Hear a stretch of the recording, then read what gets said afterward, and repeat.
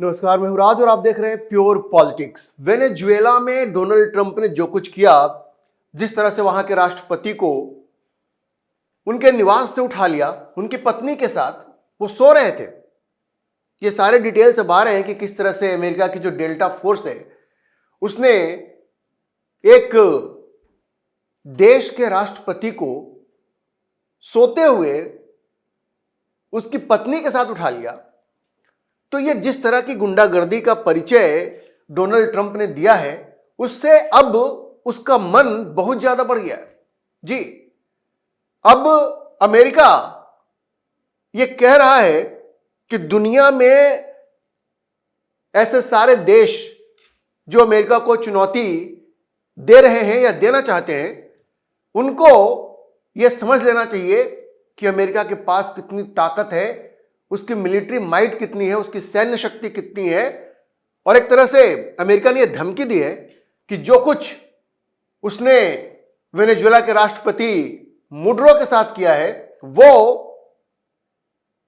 वही चीज दुनिया के दूसरे हिस्सों में भी अपने दुश्मनों के साथ कर सकता है। ऐसे किसी भी देश के साथ जो अमेरिका को चुनौती देने की सोच रहा है या अमेरिका की बात मानने को तैयार नहीं है, उसके साथ वो वही सुलूक कर सकता है। सोचिए कितनी खतरनाक बात है।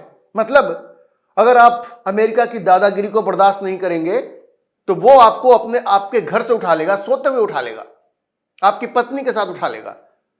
ऐसी गुंडागर्दी ट्रंप ने इस दुनिया में शुरू कर दी है कि अब देखिए कोई किसी की बात सुनने वाला नहीं है, कोई किसी की नहीं सुनेगा। माइट इज राइट, ये शशि थरूर ने भी कहा है। अब दुनिया में बस वही चलेगा जिसकी लाठी उसकी भैंस। और ट्रंप ने ये जो दुनिया को मैसेज दिया है ना, ये बड़ा खतरनाक है, ये बड़ा खतरनाक है।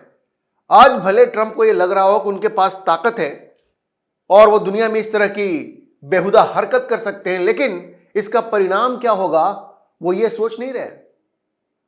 पूरी दुनिया में अराजकता की स्थिति हो जाएगी और जिसके पास भी ताकत है वो दूसरे के घर में घुस करके वहां के राष्ट्रपति, वहां के प्रधानमंत्री को उठा लेगा। अब देखिए, ये जो वेनेजुएला के राष्ट्रपति को जब से अमेरिकन फोर्सेज ने उठाया, अमेरिका के जो लोग हैं, वहां के जो मंत्री हैं, जो सेक्रेटरीज हैं वहां के, वो अजीबोगरीब बयानबाजी कर रहे हैं।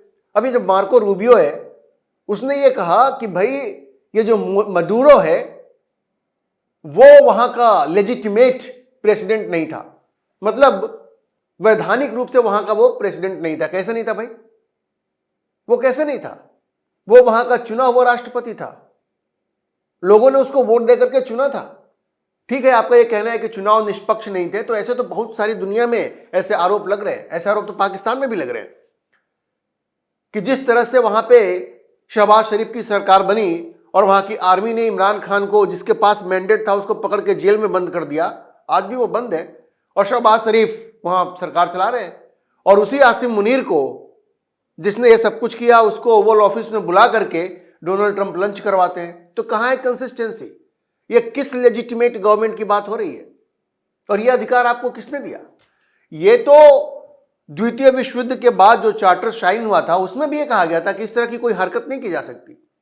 आप किसी के घर में घुस करके, कौन सा कानून है जो आपको इस बात की इजाजत देता है कि आप एक संप्रभु राष्ट्र के घर में घुस करके वहां के राष्ट्रपति को आप उठा लें? और देखिए, जो सबसे खतरनाक बात मार्को रूबियो ने कही, मार्को रूबियो ने यह कहा कि कुछ लोग, कुछ नेता ऐसे सोचते हैं कि ये जो राष्ट्रपति है डोनाल्ड ट्रंप, उनके साथ वो गेम खेल सकते हैं। तो ऐसा नहीं होगा, इसके दुष्परिणाम होंगे, इसके कॉन्सिक्वेंसेज होंगे। आप सोचिए कि ये जो धमकी है, ये किस तरह से जो ग्लोबल नॉर्म्स हैं, जो रूल्स बेस्ड ऑर्डर की बात करते हैं, अमेरिका खुद कहता है कि रूल्स बेस्ड ऑर्डर होना चाहिए, नियम कानून का पालन होना चाहिए, किस तरह से उसको धता बताते हुए अमेरिका ने ये वेनेजुएला में ये कार्रवाई की। और उसके बाद मार्को रूबियो का ये कहना कि यही काम हम दुनिया के दूसरे देशों के साथ कर सकते हैं, जो अमेरिका की बात नहीं मानेगा उसके साथ हम ये कर सकते हैं। और मैं आपको बता दूं कि ये पूरा तेल का खेल है और कुछ नहीं है। दरअसल ये जो मडूरो है, ये वेनेजुएला में चीन को पूरी तरह से अमेरिका की जगह चीन को वो प्रिफर कर रहा था। और उसके जितने ऑयल एसेट्स हैं, आपको मालूम होगा वेनेजुएला के पास दुनिया की सबसे बड़ी ऑयल रिजर्व है, सबसे बड़ा तेल का भंडार है उसके पास, सबसे ज्यादा, सऊदी अरब से भी ज्यादा है, करीब 300 बिलियन बैरल उसके पास है। यह सऊदी अरब से भी ज्यादा है, उतना तेल दुनिया में किसी के पास नहीं है। और इन सबों के पीछे एक जो खास वजह यह है कि ये जो डॉलर है, डॉलर की जगह वो सबके अपने करेंसी में वो तेल बेच रहा था। तो एक तरह से डॉलर को चुनौती था। देखिए, हेनरी किसिंजर के टाइम में अमेरिका ने सऊदी अरब के साथ ये समझौता किया था कि तेलों की जो कीमत है, पेट्रोलियम जो है, उसकी कीमत डॉलर में तय होगी।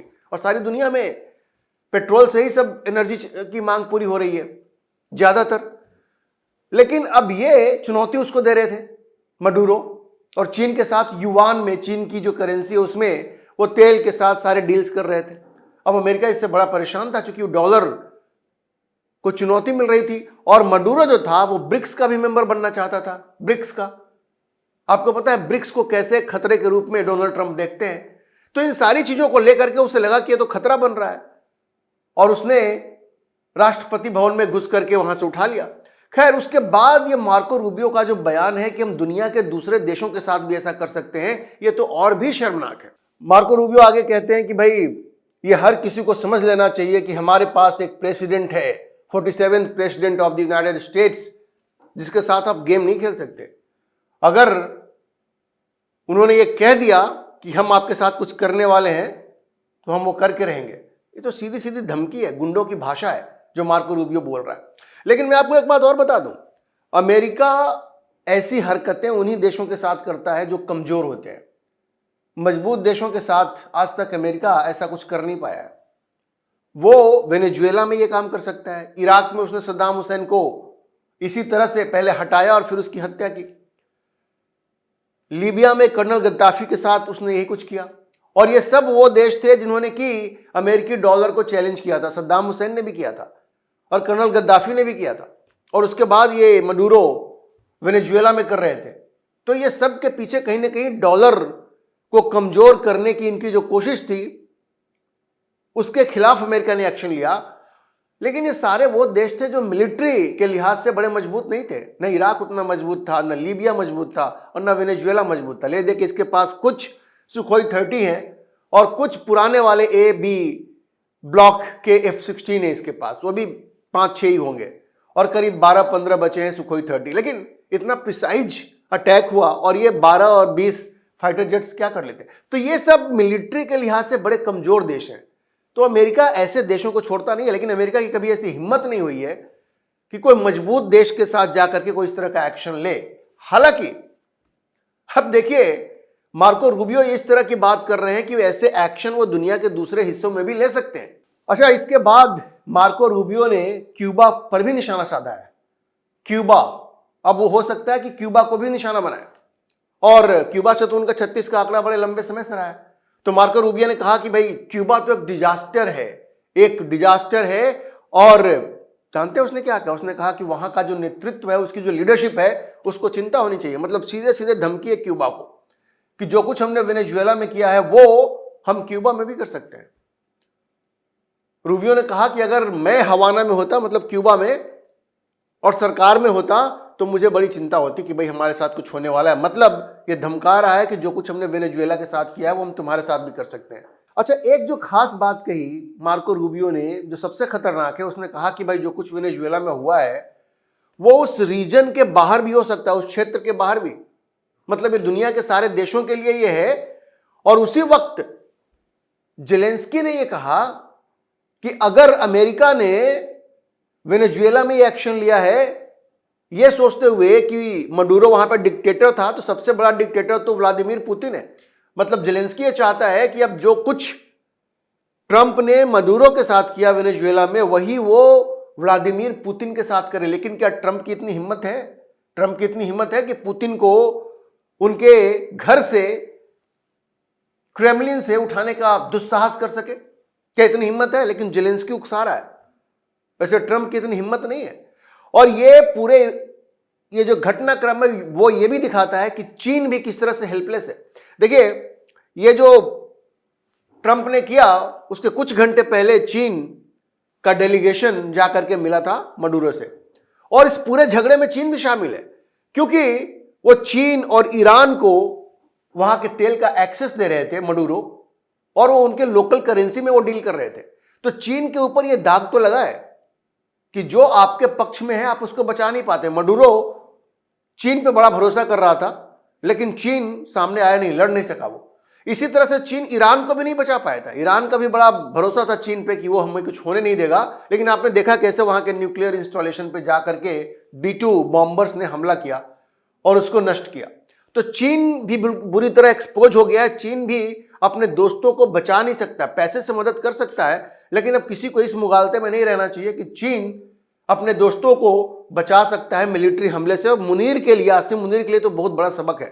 वो चीन पे बहुत रिलाई करता है, लेकिन ये बहुत बड़ा सबक है कि चीन इस स्थिति में नहीं है कि वो इस तरह के किसी भी खतरे से अपने दोस्तों को बचा सके। और मैं आपको बता दूं कि इस बात के लिए नरेंद्र मोदी की तारीफ हो रही है कि उन्होंने कम से कम शेख हसीना के साथ ऐसा कुछ नहीं होने दिया।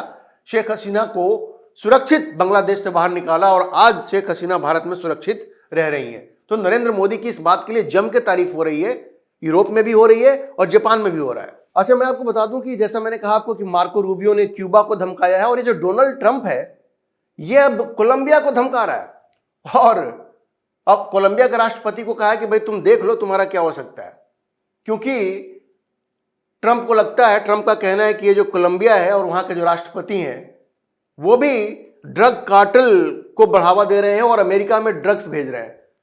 तो मार्को रूबियो धमका रहा है क्यूबा को, और ये डोनाल्ड ट्रंप धमका रहे हैं किसको?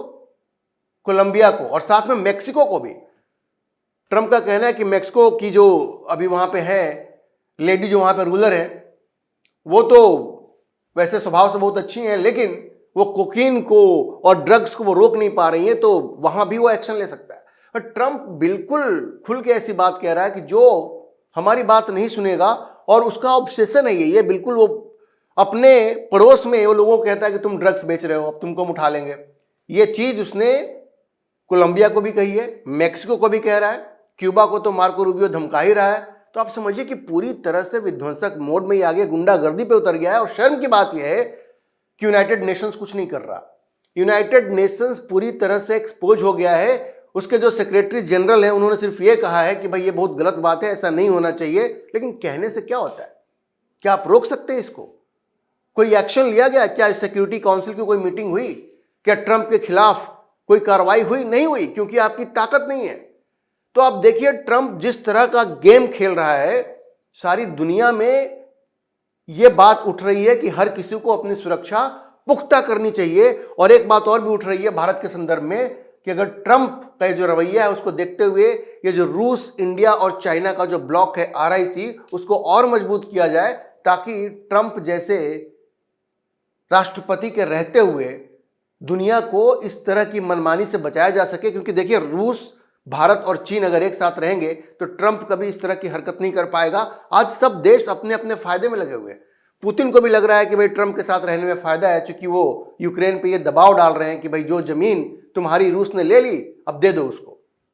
नहीं कुछ बोल रहा है, लेकिन रूस, भारत और चीन अगर साथ में आए तभी जाकर के ट्रंप की मनमानियों पर रोक लगेगी। इसलिए बात चल रही है कि इन तीनों देशों को अब ज्यादा करीब होकर के दुनिया में एक साथ काम करना चाहिए, तभी दुनिया को बचाया जा सकता है ट्रंप के पागलपन से। तो ट्रंप से निपटने के लिए दुनिया को एक प्लान बनाना पड़ेगा। और जहां तक भारत की बात है, रूस और चीन की बात है, तो इनको एक साथ मिल करके इस RIC ब्लॉक को मजबूत करना पड़ेगा, तभी ट्रंप के इस पागलपन का सामना किया जा सकता है और उसको उसी की भाषा में जवाब दिया जा सकता है। आप देख सकते हैं कि आने वाले समय में ये जो RIC ब्लॉक है वो निश्चित रूप से और क्लोजली एक दूसरे के साथ काम करेगा और दुनिया में एक ताकत बन के उभरेगा ब्रिक्स के साथ। ब्रिक्स और RIC, यही दोनों ऐसे संगठन हैं जो ट्रंप के पागलपन को चुनौती दे सकते हैं। और आने वाले समय में आप देखेंगे कि ये चुनौती ट्रंप को मिलेगी, तभी उसके होश ठिकाने आएंगे। अभी के लिए इतना ही। हम इस खबर पर नजर बनाए रखेंगे और आपको अपडेट करते रहेंगे। इस विषय पर आप क्या सोचते हैं, अपनी राय कमेंट बॉक्स में जरूर लिखें। और अगर आपको वीडियो पसंद आया हो तो आप इसे लाइक करें, शेयर करें और हमारे चैनल को सब्सक्राइब जरूर करें।